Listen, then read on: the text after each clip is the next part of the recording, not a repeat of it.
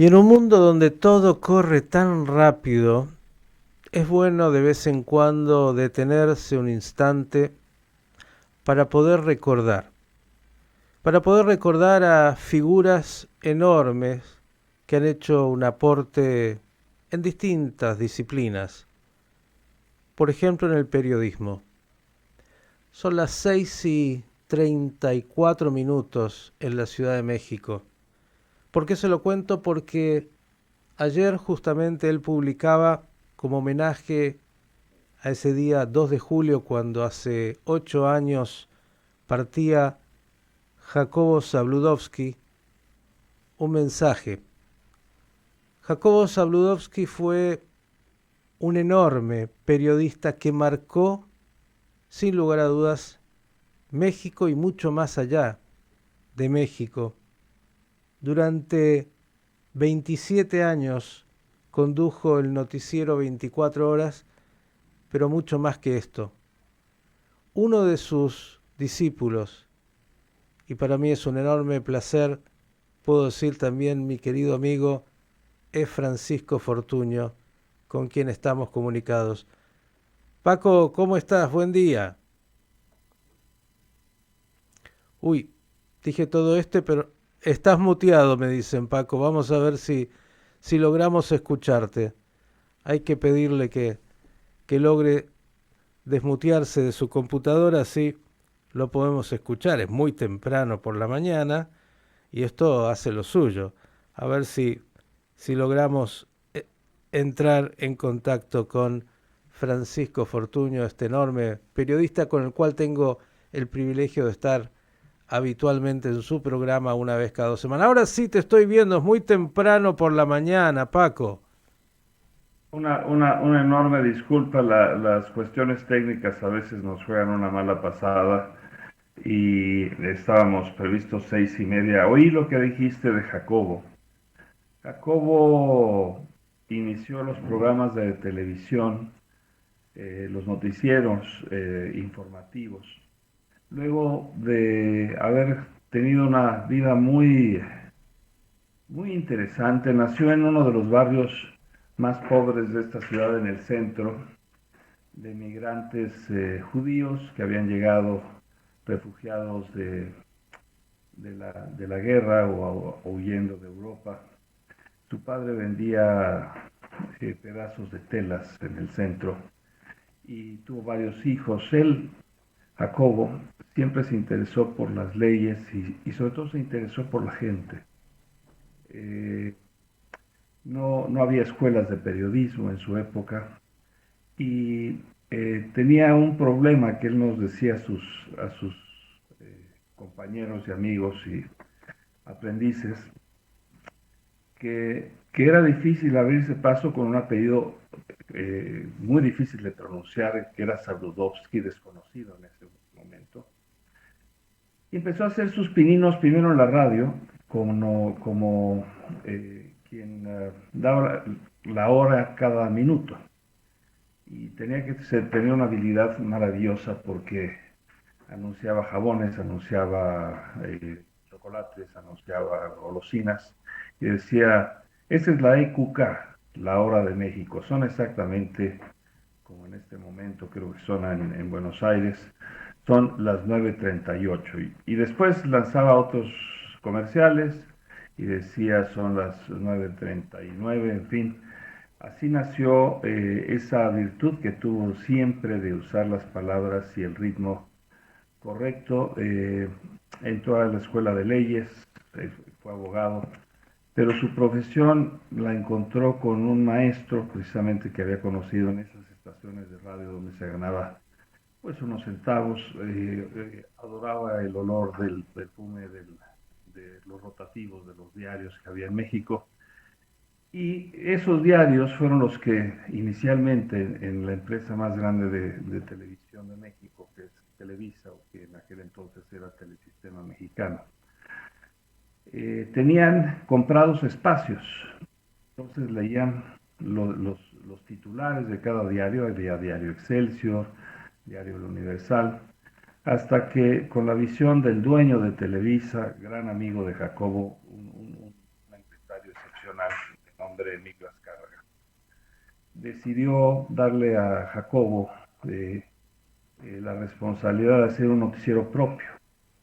Y entonces, sí, hablabas de 24 horas, que fue el telediario más importante en muchos sentidos de México y Estados Unidos y muchas partes de América Latina, pero antes Jacobo Zabludovsky hacía su diario Nescafé, y era algo como lo que vos haces todas las mañanas, levantando a un país, dando las buenas noticias, las malas, que siempre hay.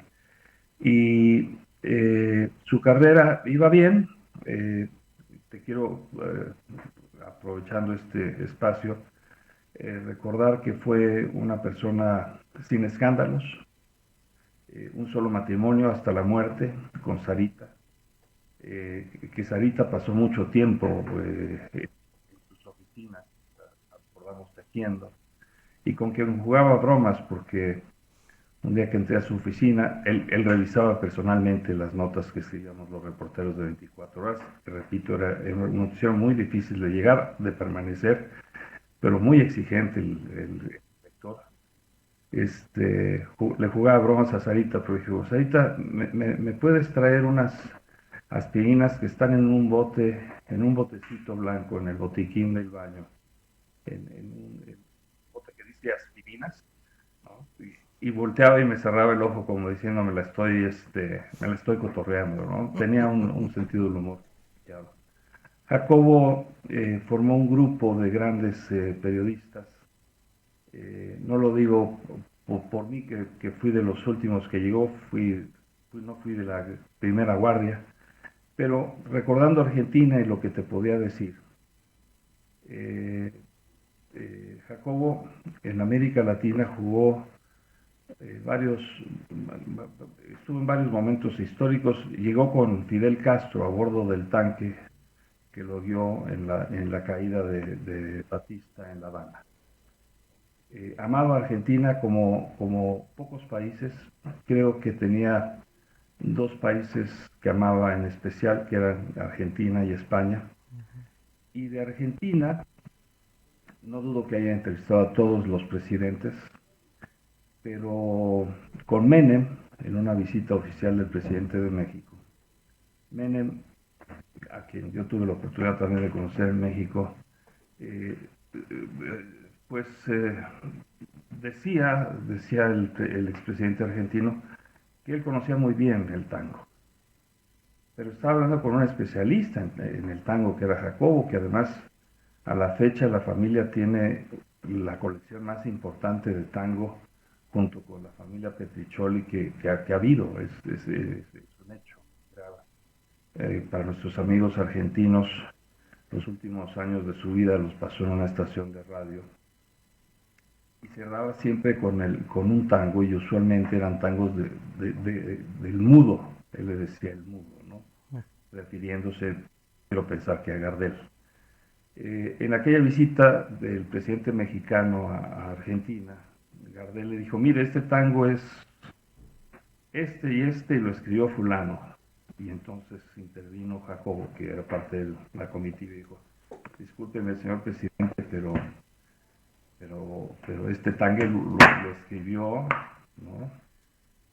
Este señor, y en tal fecha, y lo grabó fulano. Entonces Menotti sorprendió, dijo, oye, este sí sabe, ¿no? No Menotti, sino Menem. Menotti también sabe mucho de tango. No, Menem, sí, tienes razón. Empezaba con M.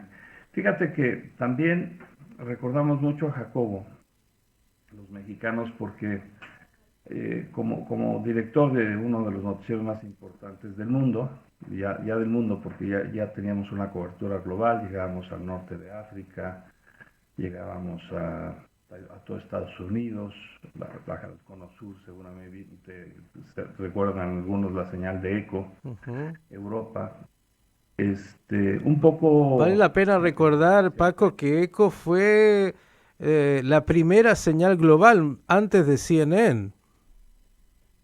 Sí, exactamente.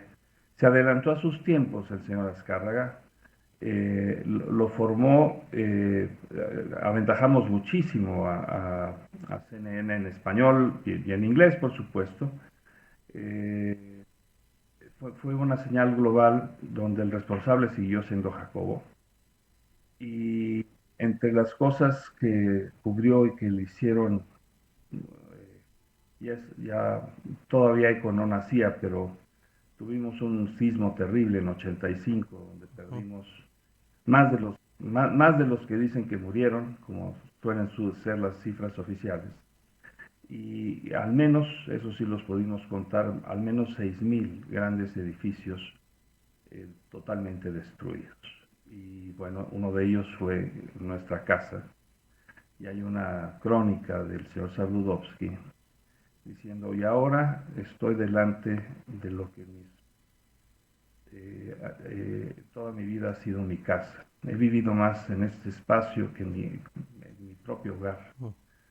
Y temo por mis compañeros que están allá adentro. Fue una crónica que le ganó el Gran Premio de Ondas en España, varios reconocimientos internacionales. Perdimos efectivamente 87 compañeros.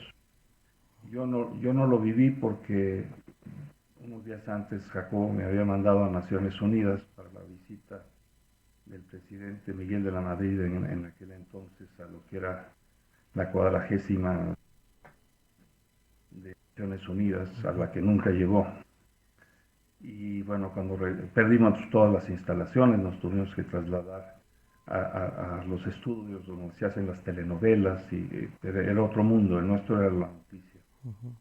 Y Jacobo, bueno, yo lloré cuando vi México, ¿no?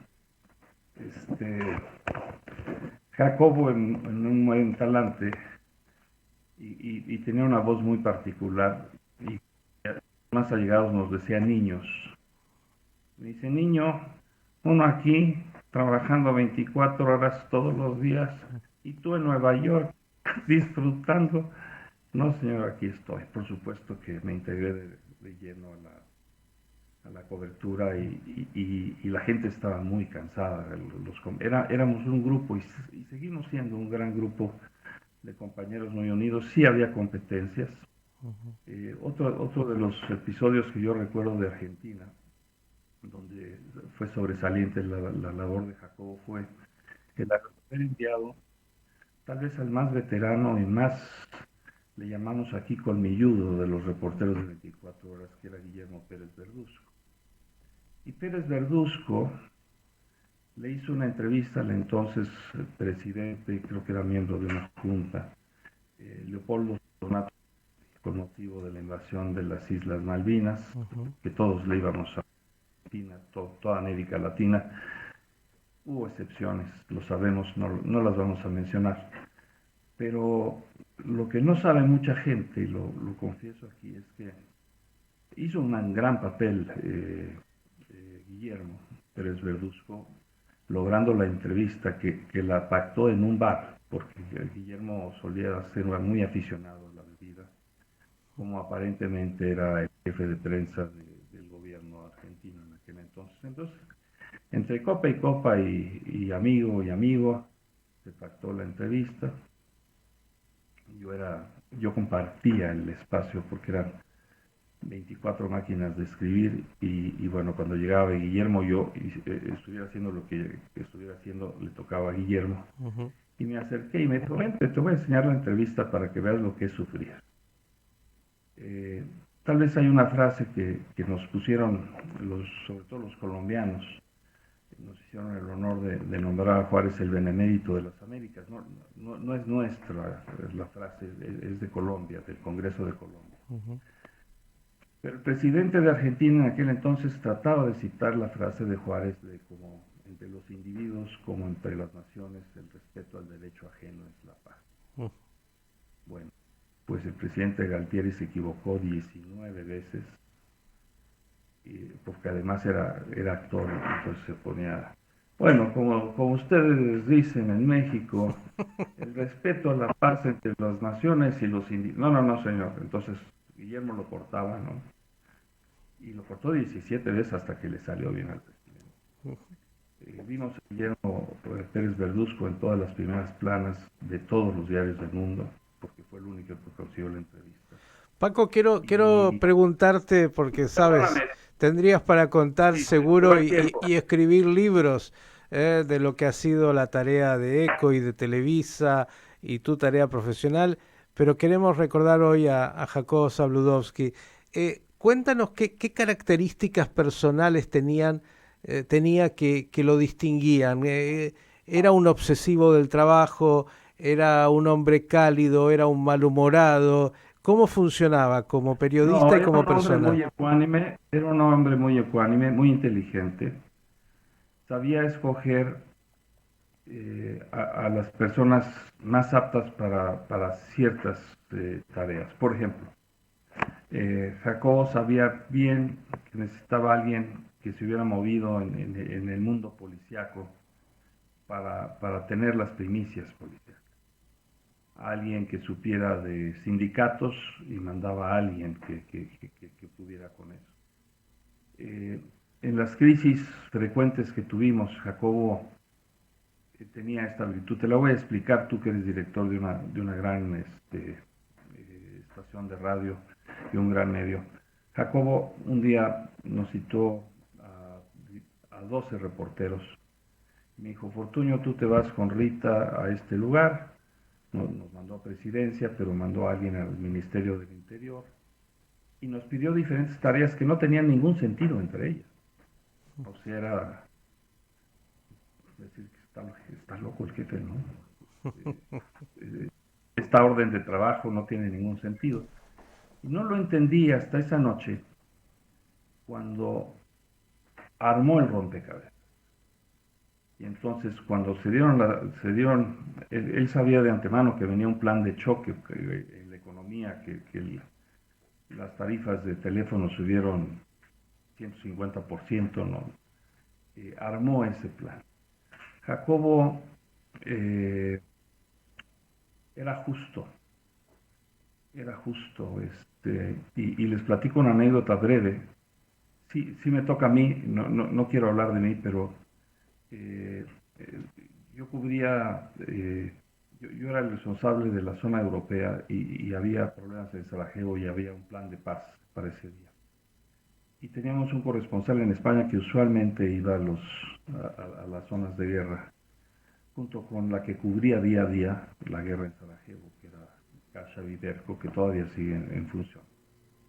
Le dije, señor, tengo una dama y tengo un caballero, dos muy buenos reporteros a quien mando. Y me dijo, las damas primero. Y me fui con esa idea. Al caballero no le pareció, le habló de madrugada a Jacobo, y Jacobo estaba muy enojado conmigo, que porque no mandaba.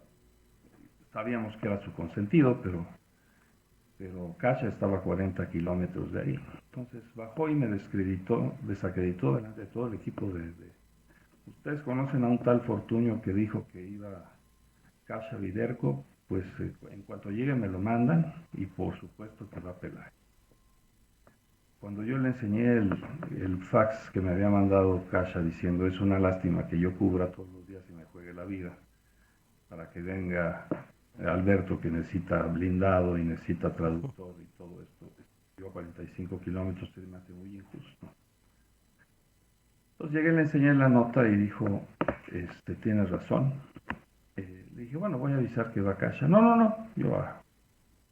Entonces, la forma de salvarme el pellejo fue, ustedes conocen a un tal Jacobo Zabludovsky que iba Alberto Peláez en vez de Kasia. No le hagan caso a ese tal Jacobo, tiene razón el señor Fortunio, la persona. Pero yo no me enteré de eso, sino pues, sabía reconocer sus errores, sabía perdonar y quería a su equipo, que era lo más fuerte, decía él, y lo que lo hacía más fuerte a él.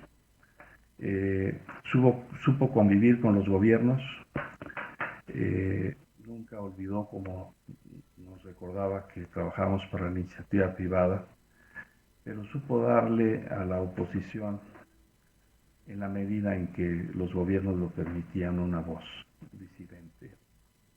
inteligente. Siempre privilegiaba la inteligencia, ¿no? No invitaba al arma el lío, sino tal vez al hombre de izquierda que había estado en prisión o que había sufrido tortura y que diera su versión. No sé qué más te puedo platicar de Jacobo. Estoy muy Querido involucrado. Paco, agradecerte primero por esta semblanza y porque obviamente la vivencia personal con él es lo que puedes compartir y que lo muestra tal cual era.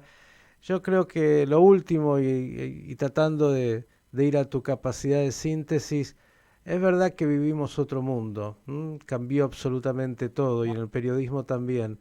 Si tuvieras que pensar en ese periodismo que hacían con Jacobo Zabludovsky, ¿cuál era la principal virtud? La ética. La ética ante todo, porque eh, por supuesto había que tener dos fuentes, no había fuentes confidenciales o off the record al aire, no, no quería ni escucharlas. Pero también había un amor a la verdad y sobre todo no a la velocidad. Jacobo decía, prefiero perder una nota a tener que rectificar un error. Entonces la gran diferencia sería esa y tal vez el reconocer que como venía de los estratos más bajos de la sociedad, podía comunicar como lo hace ahora nuestro presidente, uno para el bien, el otro para el mal, podía comunicar. Y mira, lo último que te enseño es esto que publicó una amiga y se lo recomiendo a ustedes. Mm. Lo dijo Jacobo, era una frase común en los hogares. Oye, ¿qué pasó? Lo dijo Jacobo y no se cuestionaba. Ese nivel de credibilidad, imposible alcanzarlo en estos momentos.